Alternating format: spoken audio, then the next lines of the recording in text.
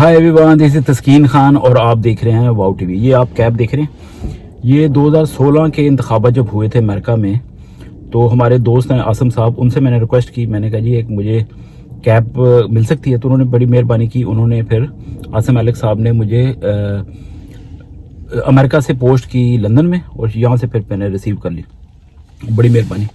और बहुत बहुत मुबारक हो, बहुत बहुत मुबारक हो तमाम दोस्तों को, तमाम जितने भी सपोर्टर्स हैं डोनाल्ड ट्रंप साहब के।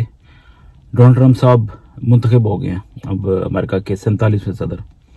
और दुनिया चाहती थी कि डोनाल्ड ट्रंप जैसी शख्सियत जो है वो आए, दोबारा अमेरिका को एक ग्रेट नेशन बनाए। इसके ऊपर भी लिखा हुआ है कि मेक अमेरिका ग्रेट अगेन, ये टोपी के ऊपर। तो अब वो वक्त आ गया। अब खुदावन ने चाहा तो दुनिया में कई ममालिक के अंदर जो जंगें लगी हुई हैं वो ख़त्म होने का भी चांसेस है।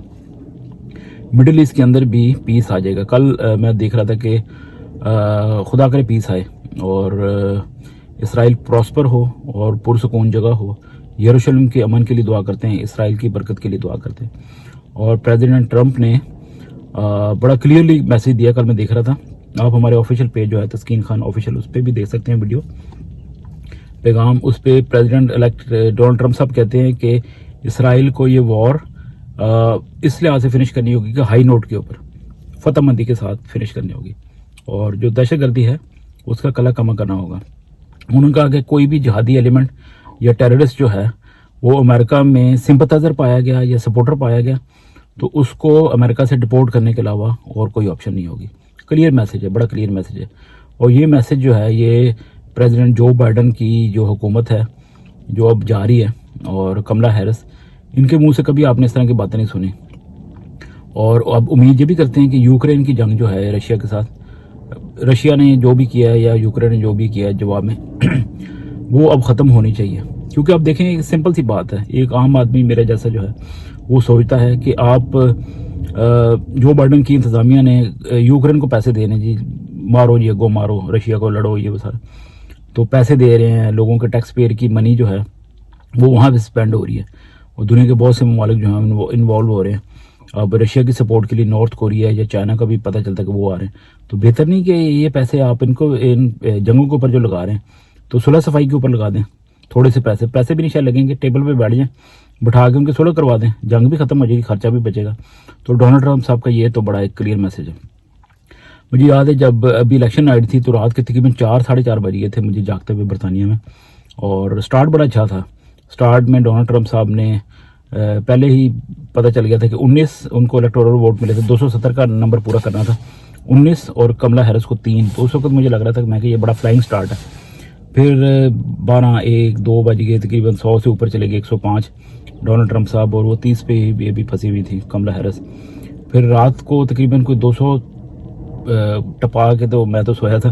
फिर सुबह 6:35 या 6:30 के करीब मेरी आंख खुली, देखा तो उस वक्त तक ब्रेकिंग न्यूज़ चल रही थी BNO के भी और फॉक्स न्यूज़ के ज़रिए भी कि प्रेसिडेंट प्रोजेक्ट कर दिया था, उन्होंने ऐलान कर दिया था कि प्रेसिडेंट डोनाल्ड ट्रंप ही होंगे आइंदा 47वें अमेरिका के प्रेसिडेंट।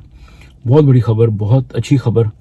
और एक थोड़ी सी अपडेट दे दूँ, एक पाकिस्तानी मसीही जो हैं एरन बशीर साहब, वो फिलाडेल्फिया में नुमाइंदगी कर रहे थे रिपब्लिकन पार्टी, इन्हीं की पार्टी की, प्रेसिडेंट ट्रंप की पार्टी की, उनके उम्मीदवार थे कांग्रेस के लिए, लेकिन सैडली वो जीत नहीं सके और वहाँ की सीट जो है वो निकाल के ले गए मिस्टर बॉयल। वो यानी कि डेमोक्रेट्स से उनका ताल्लुक था, कमला हैरिस साहबा की पार्टी से। लेकिन कोई बात नहीं, ये बहुत बड़ी अचीवमेंट है एरन बशीर साहब के लिए, पाकिस्तानी मसीहों के लिए, पाकिस्तानी अमेरिकन के लिए, और ओवरऑल देखा जाए तो पाकिस्तान के लिए बहुत बड़ी अचीवमेंट है कि एक पाकिस्तानी निजाद अमरीकी जो है वो इलेक्शन लड़ रहा था अमेरिका के अंदर, और मसीह कम्युनिटी से उनका ताल्लुक। तो पाकिस्तानी मिनॉरिटीज़ को खुश होना चाहिए, और ख़ासतौर पर पाकिस्तानी क्रिश्चियंस को जहाँ कहीं भी दुनिया में, और उनको आइंदा के लिए सपोर्ट करना चाहिए। और ये बहुत बड़ी आवाज़ हैं एरन बशीर साहब अमेरिका में पाकिस्तानी मसीहों की, पाकिस्तान के राइट्स के लिए।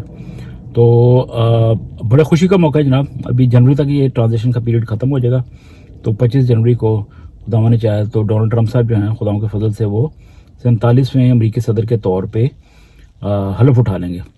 आई होप उनकी टीम में बहुत अच्छे लोग आएंगे, और ख़ासतौर पे एलोन मस्क का शुक्रिया जो एक्स यानी जिनको पहले ट्विटर कहते थे, उस प्लेटफॉर्म के मालिक भी हैं और बड़े बिजनेसमैन हैं।